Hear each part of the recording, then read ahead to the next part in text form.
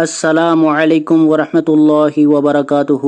Islamic knowledge and Quran YouTube channel آپ کے لیے ریئل اسلامک ویڈیوز لے کر آتا ہے۔ اگر ابھی تک آپ نے چینل کو سبسکرائب نہیں کیا ہوا تو چینل کو فوری طور پر سبسکرائب کر لیں اور ساتھ بیل آئیکن کو بھی پریس کر لیں اور نوٹیفیکیشن آل کر دیں تاکہ ہر نئی آنے والی ویڈیو کا نوٹیفیکیشن سب سے پہلے آپ کو ملتا رہے۔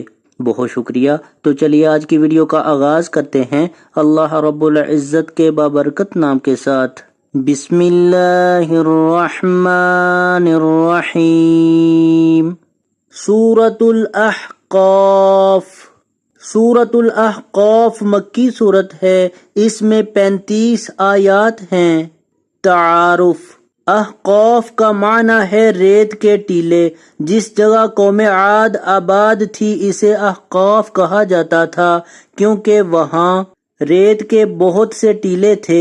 سورۃ الاحقاف کی آیت 21 میں اس جگہ کا ذکر آیا ہے، اسی مناسبت سے اس کا نام سورۃ الاحقاف رکھا گیا ہے۔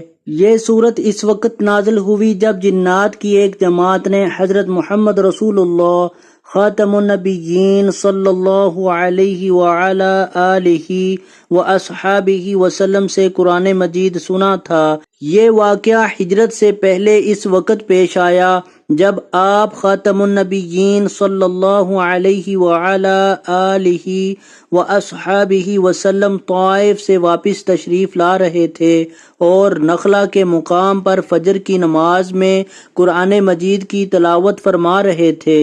سورۃ الاحقاف کا خلاصہ توحید، رسالت اور آخرت کا اثبات اور حضرت محمد رسول اللہ خاتم النبیین صلی اللہ علیہ وعلی آلہ واصحابہ وسلم کو تسلی دینا ہے۔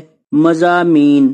سورۃ الاحقاف کے شروع میں شرک کی مذمت کی گئی ہے، پھر قرآن مجید، رسالت اور آخرت پر مشرکین کے اعتراضات کے جواب دیے گئے ہیں۔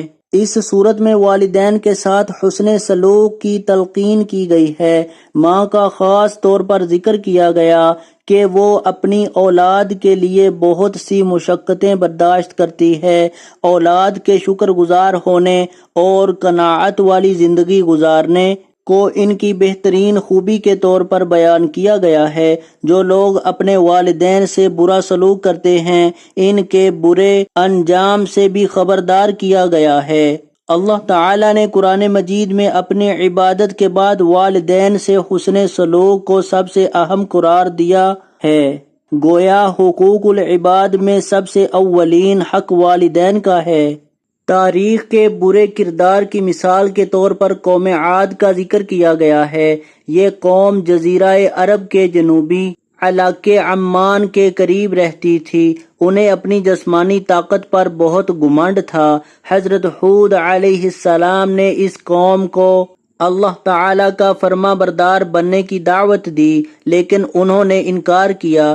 پھر یہ قوم اپنی جسمانی طاقت اور غرور کے ساتھ ہلاکت کا شکار ہو گئی۔ سورۃ الاحقاف کے آخر میں جنات کا حضرت محمد رسول اللہ خاتم النبیین صلی اللہ علیہ وعلی آلہ واصحابہ وسلم سے قرآن مجید سن کر ایمان لانے کا واقعہ ہے اور آخرت کا تذکرہ کیا گیا ہے۔ یہ سورت چونکہ سفر طائف کے بعد نازل ہوئی تھی اس لیے اس میں حضرت محمد رسول اللہ خاتم النبیین صلی اللہ علیہ وعلی آلہ واصحابہ وسلم کو خصوصی تسلی سے نوازا گیا ہے اور آپ خاتم النبیین صلی اللہ علیہ وعلی آلہ واصحابہ وسلم کو ثابت قدم رہنے کا حکم دیا گیا ہے۔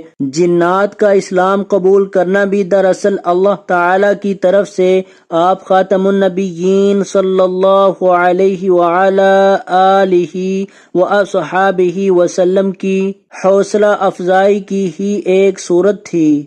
تو آج کی ویڈیو اگر اچھی لگے تو اس کو لائک، شیئر اور کمنٹ میں اپنا اظہار ضرور کیجیے گا۔ ویڈیو دیکھنے کا بہت شکریہ۔